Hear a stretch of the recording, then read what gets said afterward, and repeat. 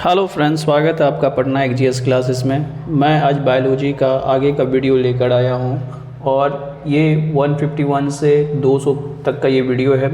Start करते हैं इस वीडियो को। देखिए, हम पढ़ा रहे थे टिश्यू। आपको टिश्यू में अगर बात किया जाए तो ऊतक के बारे में बताया जा रहा है कि ऊतक के अंदर कोशिकीय पदार्थ मैट्रिक्स कहलाता है। जो टिश्यू के अंदर आपकी जो भी कोशिकीय पदार्थ होती है वो मैट्रिक्स कहलाती है। अब मैट्रिक्स क्या होता है? देखिए, मैट्रिक्स क्या होता है कि तंतुबद्ध ठोस जेली की सघन या कठोर अवस्था में रह सकता है। श्वेत तंतुमय स्पिंडल फाइबर आप देखे होंगे, कुछ स्ट्रक्चर ऐसा कुछ होता है। श्वेत तंतुमय ऊतक अत्यधिक मजबूत तथा आंशिक लचीले होते हैं। पीला तंतुमय लिगामेंट अस्थि को अस्थियों से जोड़ने का कार्य करता है। ये इंपॉर्टेंट है, पेपर में पूछा गया था, यूपीपीसीएस के पेपर में। अब हम बात करते हैं 152 के तहत। तो एपिथेलियम ऊतक सामान्यतः 4 प्रकार के होते हैं। संयोजी ऊतक को मुख्यतः 3 भागों में बांटा जाता है और अस्थि ऊतक की कोशिका ऑस्टियोब्लास्ट कहलाती है। ठीक है, यहाँ पर इंपॉर्टेंट आपकी एपिथेलियम ऊतक होती है जो 4 प्रकार की होती है। ऑस्टियोब्लास्ट कठोर मैट्रिक्स में उपस्थित होते हैं। अब हम आते हैं 153 नंबर के अंदर। मैट्रिक्स के अंदर आपके देखिए, अब मैट्रिक्स वर्ड क्या होता है, जो बायोलॉजी के स्टूडेंट होते होंगे वो उनको पता होगा कि मैट्रिक्स क्या है। अब मैथ्स वाली ये मैट्रिक्सेस नहीं है, ठीक है। तो मैट्रिक्स में कैल्शियम तथा फास्फोरस के लवण यानी सॉल्ट पाए जाते हैं, जिसके कारण मैट्रिक्स क्या होता है, कठोर हो जाता है। अब यहाँ से इंपॉर्टेंट है कि स्केलेनकाइमा टिश्यू, ऊतक बोलिए या टिश्यू बोलिए, स्केलेनकाइमा टिश्यू एक अस्थायी ऊतक है जो पौधे को कठोर और मजबूत बनाता है। ये भी आपके पेपर में आया हुआ है। अब हम बात करते हैं 155वें नंबर पे कि स्केलेनकाइमा टिश्यू की कोशिकाएं जो होती हैं वो मृत होती हैं, लंबी होती हैं तथा दोनों सिरों पर नुकीली होती हैं। ये भी पेपर में आया हुआ है आपका। स्केलेनकाइमा में जीव द्रव्य नहीं होता है। इसकी भित्ति जो होती है, यानी इसकी जो कोशिका भित्ति होती है वो लिग्निन के जमाव के कारण मोटी हो जाती है। अब आगे देखिएगा कि दृढ़ ऊतक जो होते हैं कॉर्टेक्स पेरिसाइकल संवहन मंडल में पाए जाते हैं। दृढ़ ऊतक कहाँ पाए जाते हैं? कॉर्टेक्स पेरिसाइकल संवहन मंडल में।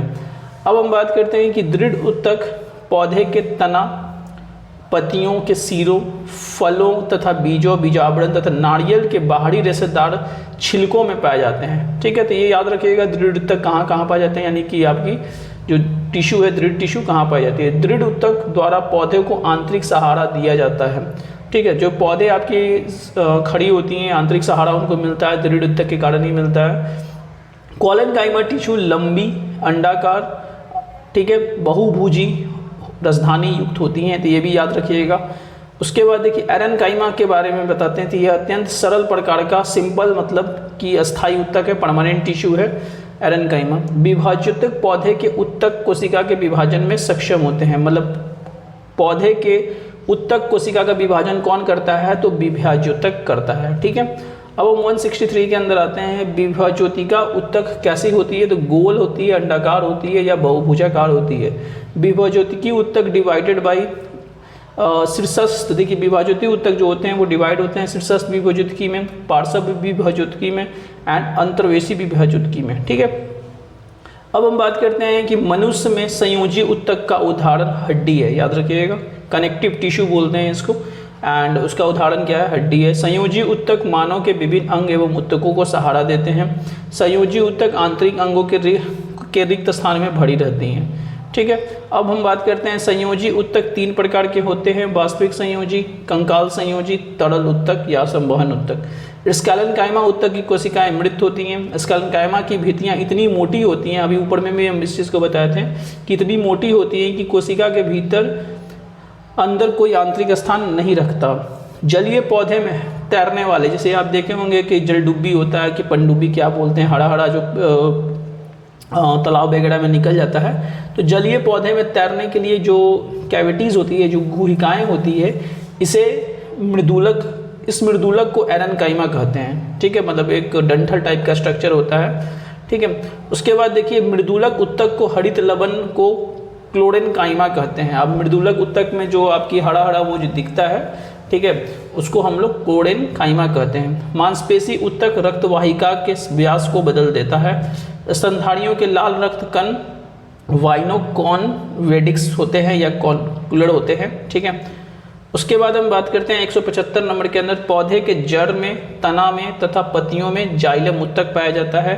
जाइलम और फ्लोएम को संवहन उत्तक कहते हैं, क्योंकि एक जगह से दूसरी जगह ये आपका टिश्यू मतलब जो है संवहन का काम करते हैं, इसलिए संवहन उत्तक में आते हैं। अब हम बात करते हैं कि विभाज्योतक उत्तक। देखिए नाम से अभी ऊपर हम डिस्कस नहीं किए थे, इसके विभाज्योतक मतलब होता है विभाज्य करने वाला, ठीक है। तो ऐसा टिश्यू, ऐसे सेलों का समूह होता है जिसमें बार बार सूत्री विभाजन करने की क्षमता होती है, और इसी का एक पार्ट बताए थे हम आपको, शीर्षस्थ उत्तक। जड़ तथा तने के शीर्ष भाग में स्थित होता है, उपस्थित होता है एवं लंबाई में वृद्धि करता है। कौन सा? तो शीर्षस्थ उत्तक, ठीक है। उसके बाद देखिए पार्श्व उत्तक का मतलब हो गया कि जो पीछे से आपका विभाज्य करता है उत्तक को।